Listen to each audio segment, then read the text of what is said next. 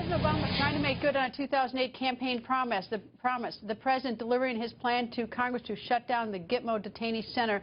91 terrorist suspects remain at Gitmo prison, and some of them could be headed to the United States. And the Gitmo fight is becoming a hot 2016 topic. The president is planning to close Guantanamo, maybe even giving it back to the Cuban government. This morning I watched President Obama talking about Gitmo, right? Guantanamo Bay, which by the way, we are keeping open. Let me say this, Mr. President. Don't shut down Gitmo. Expand it, and let's have some new terrorists there. I'm not for closing Gitmo, plain and simple. Not only are we not going to close Guantanamo, when I'm president, if we capture a terrorist alive, they're not getting a court hearing in Manhattan. They're not going to be sent to Nevada. They're going to Guantanamo. And we're going to load it up with some bad dudes, believe me. We're going to load it up. Well, Mr. President, you don't have the authority to give away vital military assets of the United States of America. 2016 GOP presidential candidate Senator Marco Rubio goes on the record. Nice to see you, sir. Nice to talk to you again, Greta. Senator, the big news today, of course, is Gitmo, and out of your Twitter account it says Obama's plan to close Gitmo is a continuation of prioritizing his own legacy over the safety of American people. Are you saying that he cares more sort of selfishly about his legacy than he does the safety of the American people? Because there's no national security rationale for doing what he's doing.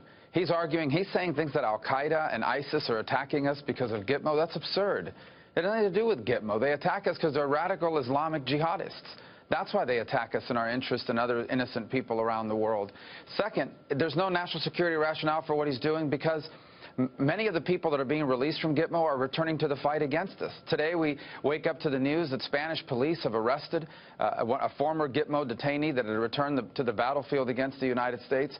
This is all about fulfilling a campaign promise to close Guantanamo, and it leaves America more vulnerable. And it isn't going to happen. We're going to fight it every step of the way.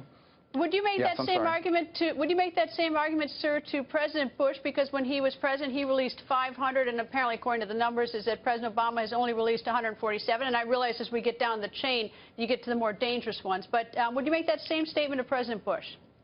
Well, that's an important distinction. There were a lot of people in Guantanamo, and some who had wound up there had simply been people that were rounded up in operations and didn't pose a threat. But now, as you said, the less and less people you have there, as you get down that line, the more and more dangerous they become. I would say this, however, about anybody who is in favor of releasing enemy combatants who are trained killers from Guantanamo, many of whom have been pretty open in expressing their desire to return to the battlefield against America. And that's, in fact, what many of them have done. They leave and they return to the fight against us. So I would say that about anybody, Republican or Democrat, that puts our national security at risk. All right, when we talk about release, from what my understanding of the plan is that some of them will be transferred. They use the word transfer, but I agree. I call it release, too. But that a number of them who are the more serious one will be brought to the United States and placed in regional federal prisons here.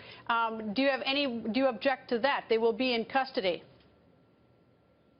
Yeah, but there's no need for them to be here. Guantanamo is a first-rate facility for holding enemy combatants. I visited there personally.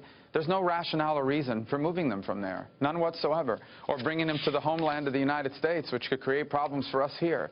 So I think it goes back to the point, why? We have the Guantanamo facility. It is a facility that was built and is capable for detaining people such as these, who are enemy combatants in a war on terror, and that's where they should continue to be held. In fact, I think we should be moving more people there.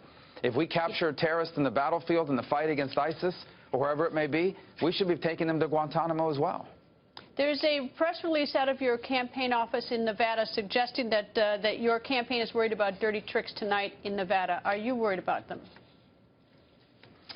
Well, we're concerned in the sense that we've seen them in the past in an effort to mislead voters. We saw that in Iowa. We saw some of that this weekend in South Carolina. We want to be prepared. So the release basically tells our supporters if they run across any sort of misinformation that they report it immediately so we could get the word out. The Nevada caucus is a newer process. They've only had two.